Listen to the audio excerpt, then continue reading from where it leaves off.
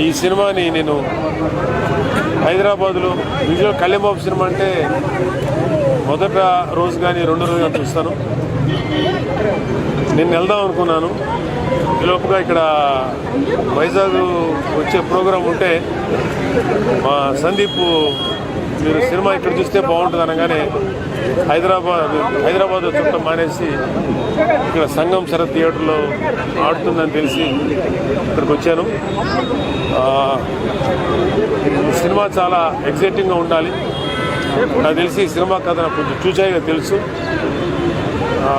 ఒక ధర్మం కోసం పోరాడినటువంటి ఒక సామాన్య మానవుడు, ఒక వీరుడి కథ ఇది. షూటింగ్కి నేను చాలాసార్లు వెళ్ళాను. కళ్యాణ్ బాబు గారు చాలా ఇంట్రెస్టింగ్గా, చాలా డెడికేషన్తో ఈ సినిమా చేశారు. ఎందుకంటే షూటింగ్ చూస్తున్నప్పుడు ఒక ఆర్టిస్టు ఎంత డెడికేటెడ్గా చేస్తారో ఒక ప్రొడ్యూసర్గా నాకు అవగాహన ఉంది.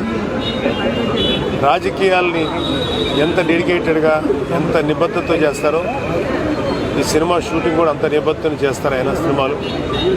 సో అందులోనూ పవన్ కళ్యాణ్ గారిది ఫస్ట్ టైం పీరియాడిక్ బ్యాక్గ్రౌండ్ ఉన్నటువంటి ఒక ఫిక్షన్ స్టోరీ.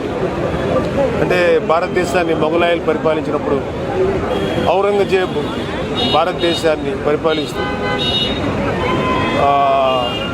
హిందువుగా నువ్వు ఉండాలంటే, లేదా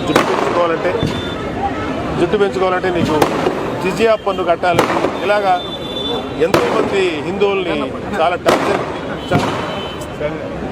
టార్చర్కి గురి చేసినటువంటి రాజు. సో అతన్ని మా కాలేజీ చదివేటప్పుడు తెలుసు అతని గురించి, చదువుకునే వాళ్ళ హిస్టరీలో అతను ఎంత క్రూరుడైనటువంటి రాజు. మాకు అప్పుడే అనిపించేది ఇతని గురించి ఎవరు ఫైట్ చేయలేదని.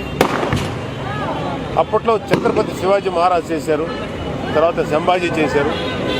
కాకపోతే మనకి ఈ హరిహర వీరమల్లు అనే క్యారెక్టర్ ఫిక్షన్ క్యారెక్టర్ అయినా ఒరిజినల్ హిస్టారిక్ బ్యాక్గ్రౌండ్లో కాబట్టి డెఫినెట్గా చాలా ఎక్సైటింగ్గా ఉంది చూడాలని. అందులోనూ కోహినూర్ డైమండ్కి సంబంధించినటువంటి నేపథ్యం ఇది.